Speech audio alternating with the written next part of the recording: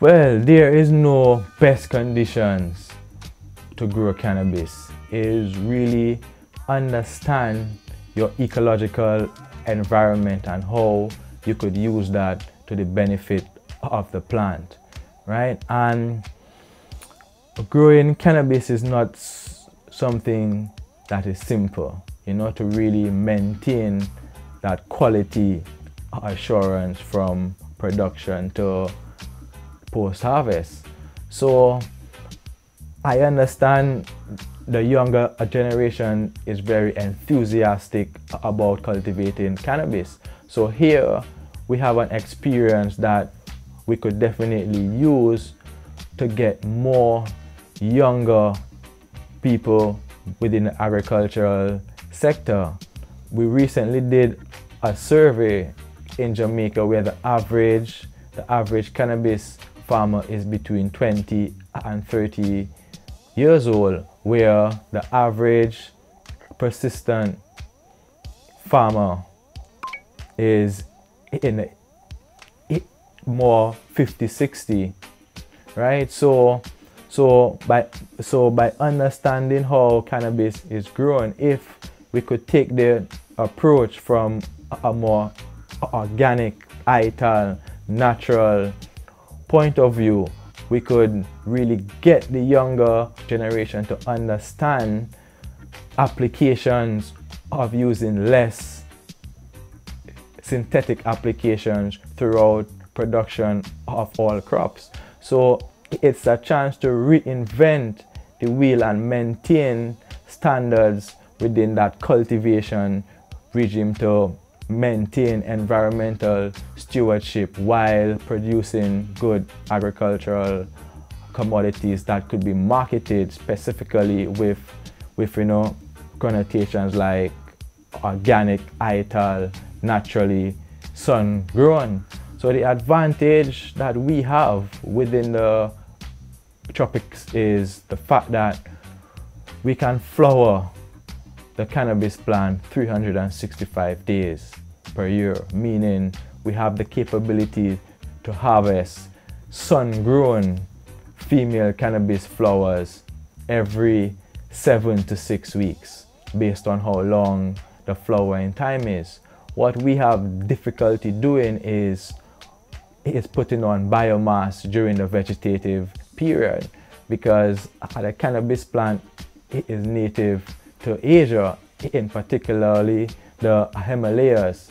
So if you understand more latitude within a particular time of year, these plants would experience 18 hours of light per day. And if any of us have been to the United States or England, you will see the summer days are pretty long. So naturally that plant would be vegetating right after spring. So within the tropics we don't have that advantage to grow the plant to get that commercial viable yield per plant. So however, it depends on the cultivars, because the landrace plants would definitely take a much longer time to reach maturity, sometimes 9 to 10 months, but they would grow much taller and give you much larger yields.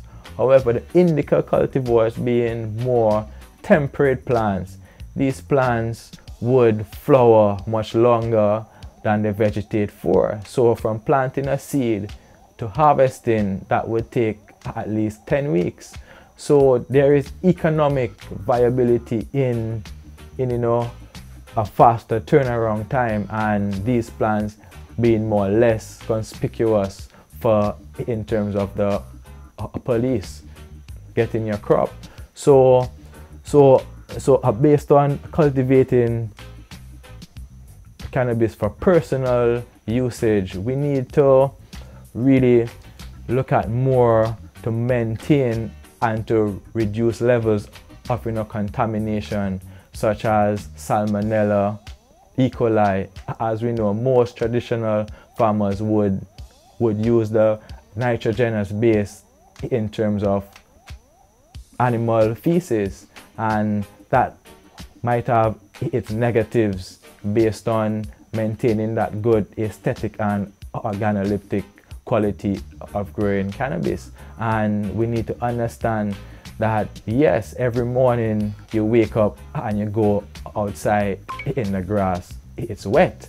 So at some point during the morning, there were 100% humidity levels, and some cannabis plants would definitely produce fungal mold by these more humid conditions. So using cannabis that is contaminated could provide you more harm than actual benefit to your health. So this is even more concern for the regulatory authorities and policy makers to make an informed decision and allow the population access to health care by the use of using cannabis. Catch your